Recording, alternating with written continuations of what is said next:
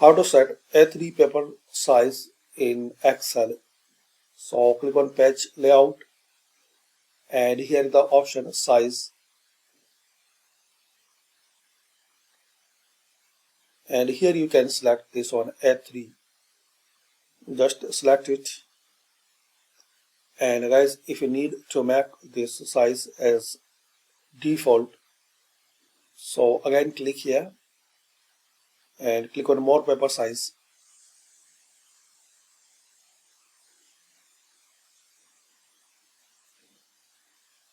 Select A3 here. So thanks for watching. Share, like and subscribe this channel.